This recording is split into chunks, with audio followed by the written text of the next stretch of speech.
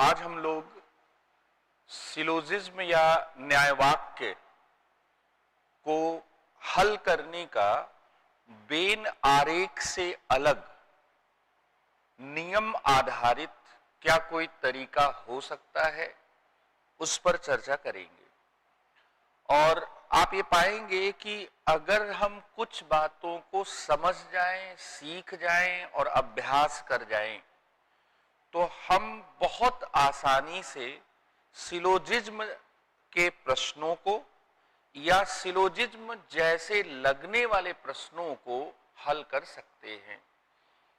दरअसल जो सिलोजिज्म है वह एक प्रकार का आर्गुमेंट होता है, एक प्रकार की युक्ति होती है।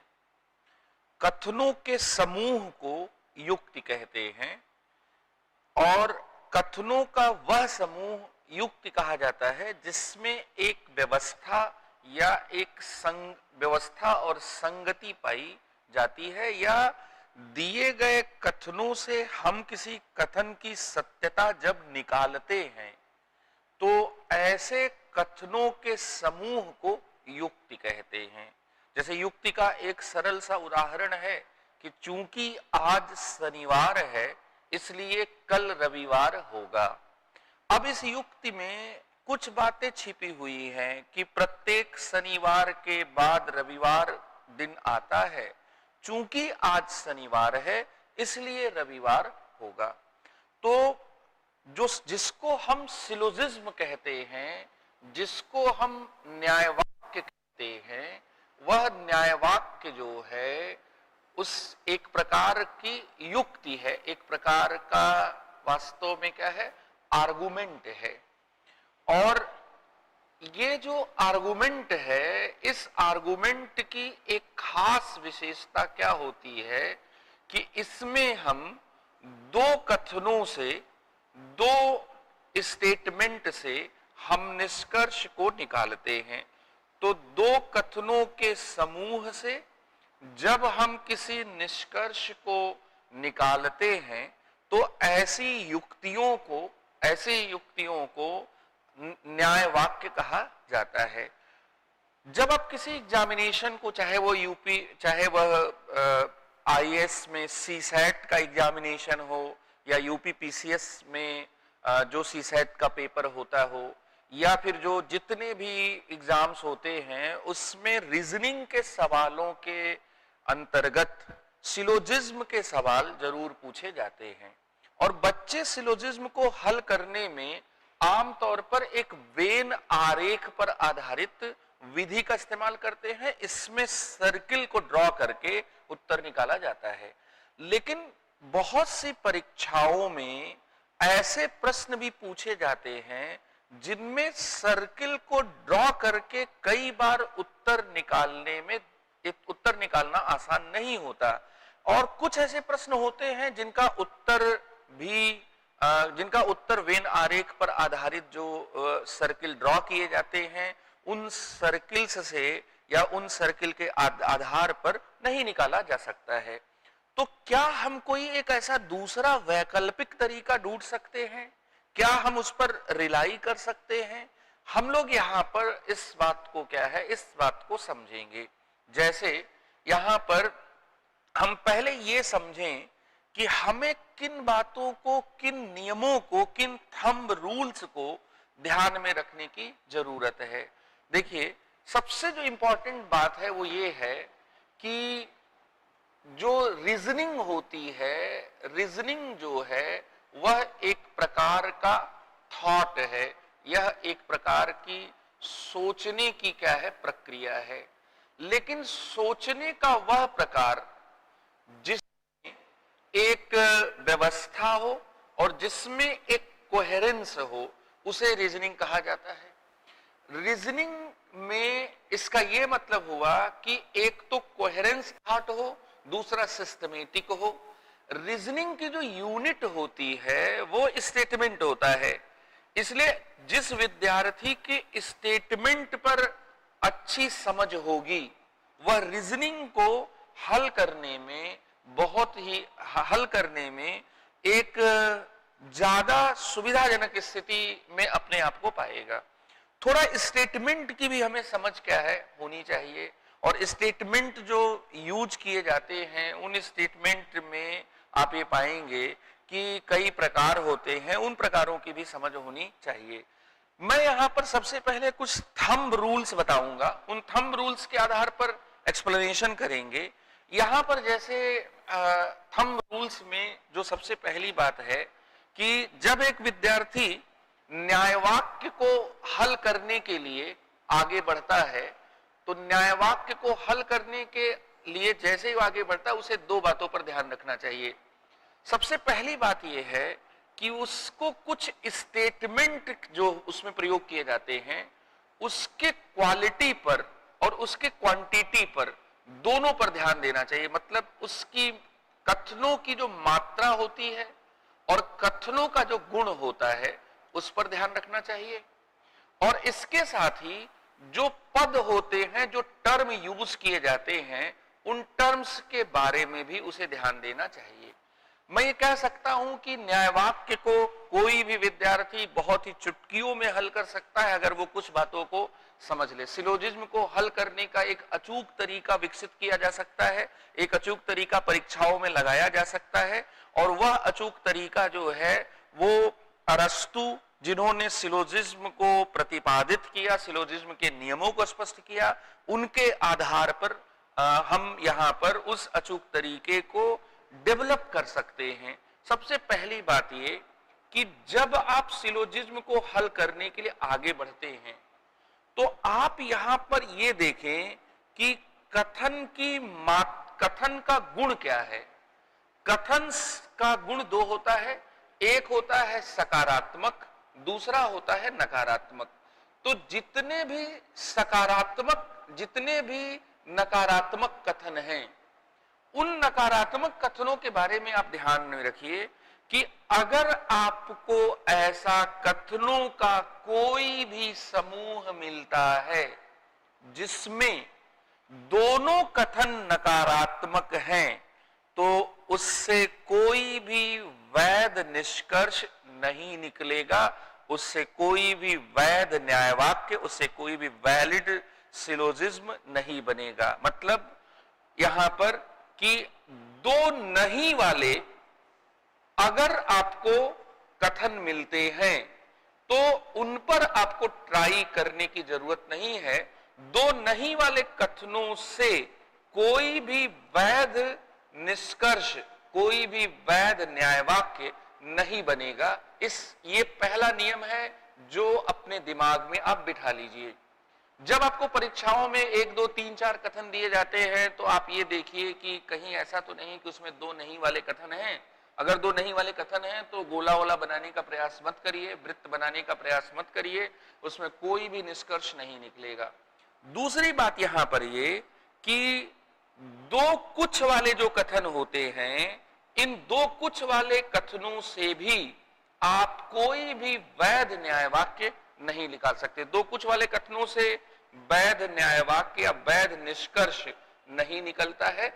दरअसल ये सिलोजिज्म का नियम है कि दो अंशव्यापी तर्क वाक्यों से किसी भी वैध निष्कर्ष का निगमन नहीं हो सकता है।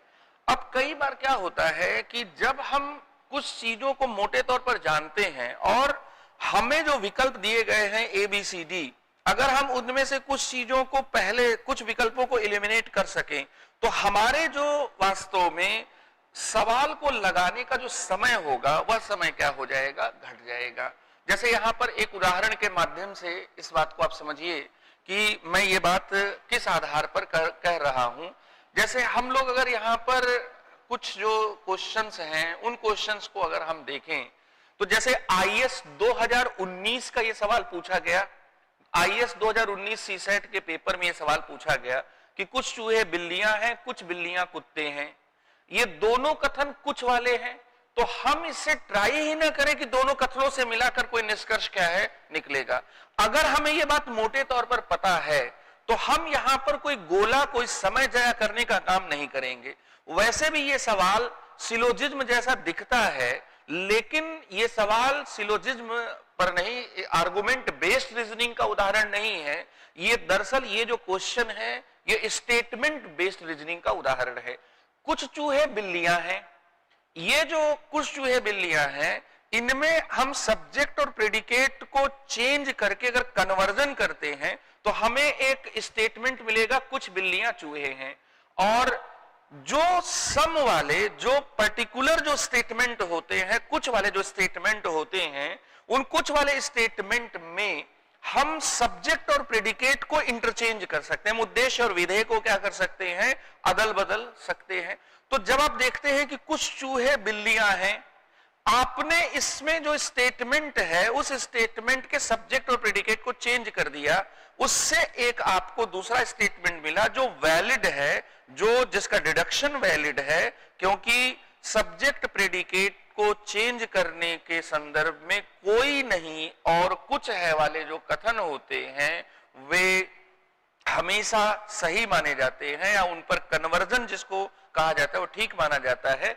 इसलिए कुछ चूहे बिल्लियां हैं, जैसे इसको कन्वर्ट करेंगे इसको निकलेगा कुछ बिल्लियां चूहे हैं, और ये केवल 3 में क्या है दिया गया है। इसका मतलब क्या है कि हम अगर कुछ नियमों को जान जाएं तो उन नियमों के माध्यम से हम अपना समय क्या बचा सकते हैं।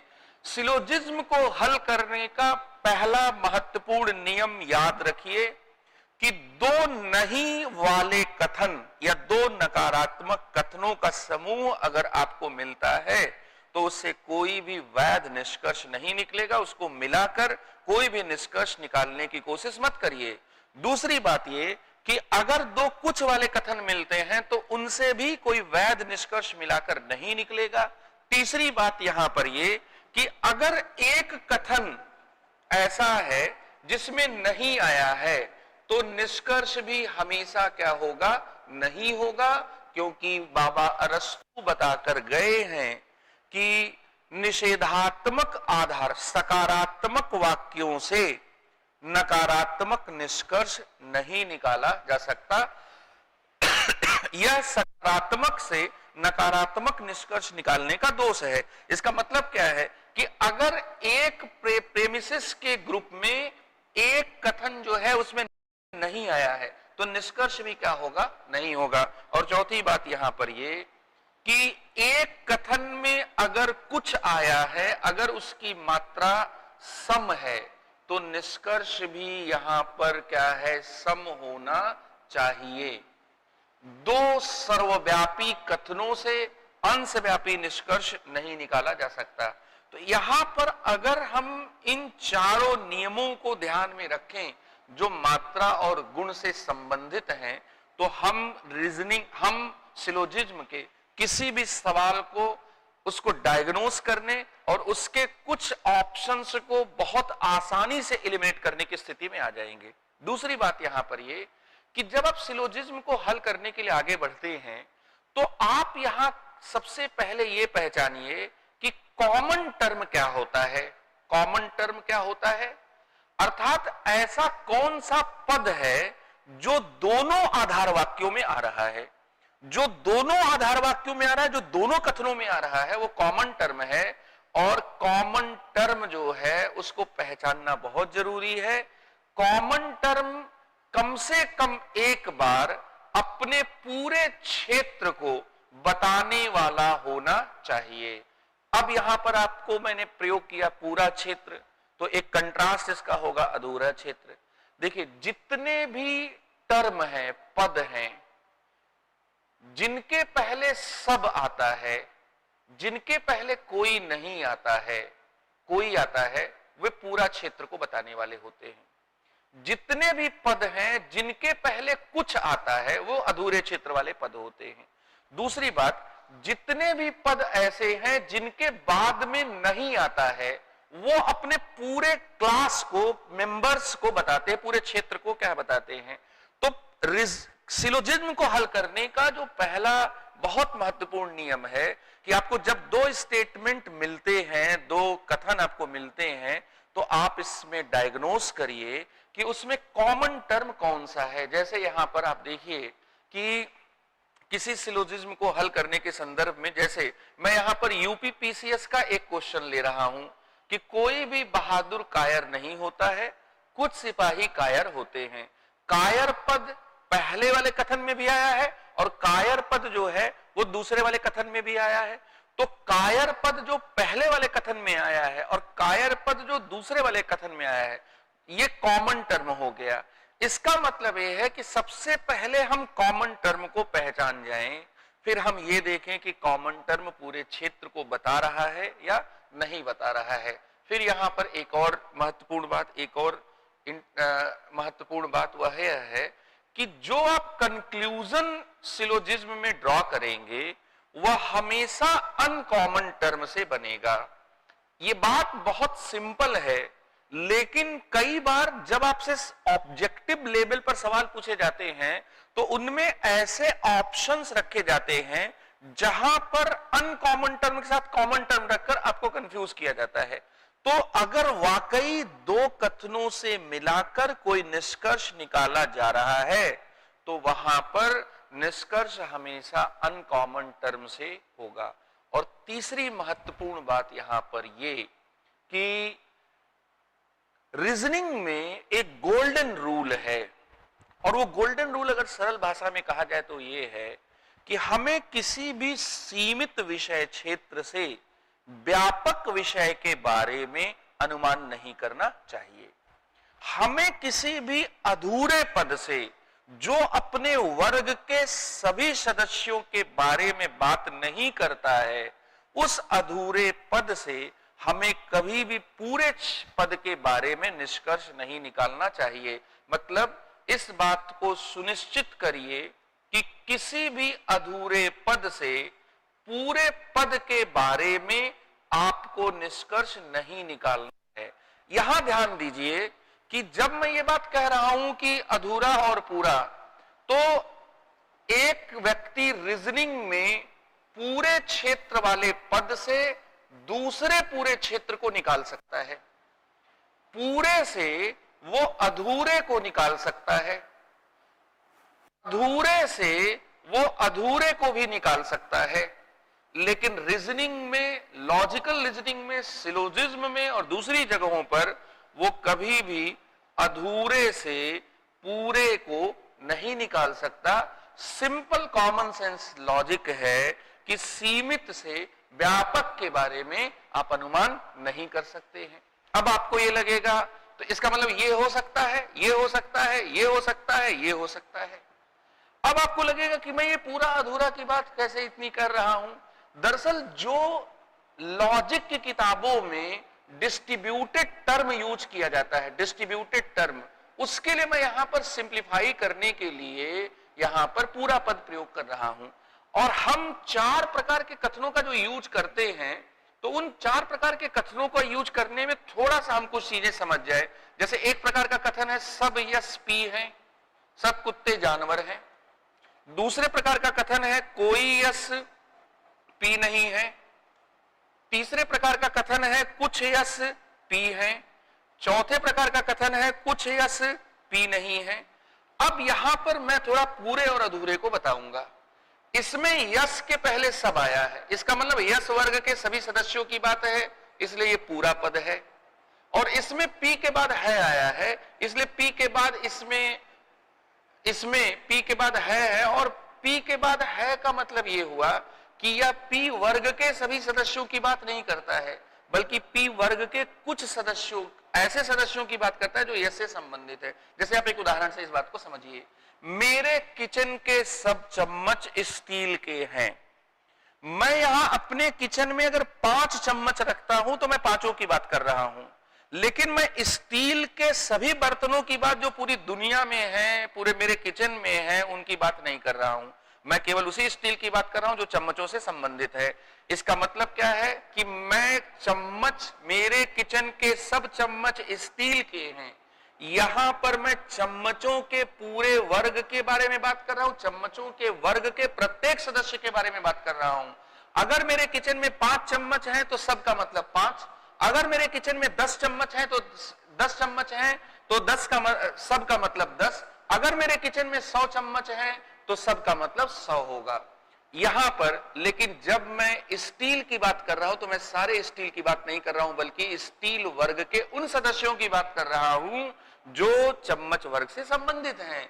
इसलिए मेरी बात को अपने दिमाग में रख लीजिए कि जिसको हम मानक वाक्य सर्वव्यापी सकारात्मक कहते हैं, जिसको सब यस्वी कहेंगे, उसमें सब्जेक्ट तो पूरा होगा लेकिन प्रेडिकेट जो होगा वो क्या होगा, अधूरा होगा। लेकिन इसी तरह से जब हम कहेंगे कोई एसपी नहीं है तो इसमें यस पूरा है और पी भी क्या है, पूरा है। इसमें यस वर्ग के प्रत्येक सदस्य की बात है। और जब मैं किसी को निगेट करता हूं तो निगेट करने के लिए मुझे पूरे वर्ग की बात करनी होगी। जैसे अगर मैंने ये कहा कि प्रयागराज का कोई भी डॉक्टर एफआरसीएस नहीं है, तो इसका मतलब कि मैं एफआरसीएस वर्ग के प्रत्येक सदस्य और डॉक्टर वर्ग के प्रत्येक सदस्य की बात कर रहा हूं। इसलिए सब एसपी है, इसमें सब्जेक्ट पूरा होगा, प्रेडिकेट अधूरा होगा। कोई एसपी नहीं है, इसमें दोनों पूरे होंगे। कुछ एसपी हैं, इसमें दोनों अधूरे होंगे, ये भी अधूरा और ये भी अधूरा होगा। और कुछ एसपी नहीं है, इसमें सब्जेक्ट अधूरा होगा लेकिन प्रेडिकेट क्या होगा, यह क्या होगा, पूरा होगा। तो इस तरह से सब्जेक्ट प्रेडिकेट ये पूरे और अधूरे की कहानी है। रीजनिंग का गोल्डन रूल ये है कि आप ये ध्यान रखिए कि कभी भी अधूरे से पूरा न निकाला जाए। तो अब अगर हम लोग इस चीज को समराइज करें, इस चीज को कंक्लूड करें, तो न्यायवाक्य को हल करने का जो बेन आरेख वाला ये जो तरीका अपनाते हैं आप, इससे अलग भी एक अचूक तरीका हो सकता है। और वह तरीका क्या है कि आप यहां पर डायग्नोस करिए कि किसी जो स्टेटमेंट दिए गए हैं उनकी क्वालिटी क्या है और उनकी क्वांटिटी क्या है। क्वालिटी बनती है ऑल और सम से, क्वांटिटी बनती है ऑल और सम से, और क्वालिटी बनती है पॉजिटिव और निगेटिव से। तो दो नहीं वाले कथन से मिलाकर कोई वैध निष्कर्ष नहीं निकलेगा, दो कुछ वाले कथन से मिलाकर कोई भी निष्कर्ष नहीं निकलेगा। एक कथन नहीं है तो निष्कर्ष भी क्या होगा, नहीं होगा। और अगर एक कथन अंशव्यापी या कुछ वाला है तो निष्कर्ष भी क्या होगा, अंशव्यापी होगा। जो पद हैं इनके बारे में नियम क्या है कि कॉमन टर्म आप पहचानिए, कॉमन टर्म कम से कम एक बार पूरे क्षेत्र का होना चाहिए। निष्कर्ष जो होगा वो हमेशा अनकॉमन टर्म से बनेगा। और इसके साथ ही अधूरे पद से पूरे पद के बारे में अनुमान नहीं करना है। सिलोजिज्म को हल करने के संदर्भ में अगर इन तरीकों को कोई ध्यान में रखता है तो किसी भी सिलोजिज्म को हल किया जा सकता है। जैसे मैं यहां पर कुछ सरल से सवाल ले रहा हूं, मैं यूपीपीसीएस या मैं यहां पर यूपीपीसीएस के सीसेट का एक सवाल ले रहा हूं। कोई भी बहादुर कायर नहीं होता, कुछ सिपाही कायर होते हैं। इसमें जो कायर है वो कॉमन हो गया। कॉमन टर्म एक बार पूरे क्षेत्र को बताने वाला होना चाहिए, कायर के बाद नहीं आया है इसलिए कॉमन टर्म है ये और पूरे क्षेत्र को बता रहा है। अनकॉमन से निष्कर्ष बनेगा, बहादुर और सिपाही से क्या होगा, आपका निष्कर्ष बनेगा। और जो निष्कर्ष यहां पर बनेगा वह नकारात्मक होगा, और एक बार कुछ आया है तो निष्कर्ष भी क्या होगा, कुछ होगा। इसलिए कुछ बहादुर सिपाही नहीं है या कुछ सिपाही बहादुर नहीं होते हैं। इसमें कुछ बहादुर सिपाही नहीं होते हैं ये नहीं निकाला जा सकता, क्योंकि सिपाही यहां पर अधूरा है, कुछ आया है यहां पर। अगर हमने ये कहा कि कुछ यहां पर बहादुर सिपाही नहीं होते हैं तो हम अधूरे से पूरा पद निकालेंगे। इसलिए इसमें निकलेगा कि कुछ सिपाही बहादुर नहीं होते हैं, और ये सी में क्या है, दिया गया है। इस तरह से हम ऐसे प्रश्नों को चुटकियों में क्या है, सॉल्व कर सकते हैं। मैं फिर से दोहरा रहा हूं, सिलोजिज्म को हल करने के कुछ तरीके नियम आधारित भी हो सकते हैं। आप कथन को देखिए कि वो पॉजिटिव है कि नेगेटिव है। अगर दोनों कथन नेगेटिव है तो उससे मिलाकर कोई भी कंक्लूजन ड्रॉ करने की जरूरत नहीं, उस पर विचार करने की जरूरत नहीं है। अगर आप ये देखें कि दोनों कथन पर्टिकुलर हैं तो वहां भी दोनों को मिलाकर कोई भी वैलिड कंक्लूजन ड्रॉ नहीं होगा। तीसरी बात आप ये देखें कि अगर एक कथन नेगेटिव है तो कंक्लूजन जरूर नेगेटिव होगा, एक कथन नेगेटिव है तो कंक्लूजन नेगेटिव होगा। और नेगेटिव होने में आप देखेंगे कि आप कई ऑप्शंस को इस आधार पर एलिमिनेट कर देंगे। और इसके साथ ही अगर एक कथन पर्टिकुलर है तो कंक्लूजन भी क्या होगा, पर्टिकुलर होना चाहिए। इसके अलावा टर्म पर ध्यान दीजिए, ये जो टर्म है सब्जेक्ट टर्म, प्रेडिकेट टर्म, इनको ध्यान दीजिए। सब्जेक्ट टर्म जो होना चाहिए, जो टर्म होना चाहिए जो दोनों कथनों में आता है, उसको कम से कम एक बार पूरे क्षेत्र को बताने वाला होना चाहिए, उसे कॉमन टर्म कहते हैं। अनकॉमन टर्म से ही कंक्लूजन बनेगा, ये भी बात बहुत सिंपल है लेकिन कई बार बहुत ही महत्वपूर्ण हो जाती है। तीसरी बात यहां पर ये कि किसी भी अधूरे क्षेत्र वाले पद से पूरे क्षेत्र वाले पद के बारे में निष्कर्ष नहीं निकाल सकते हैं।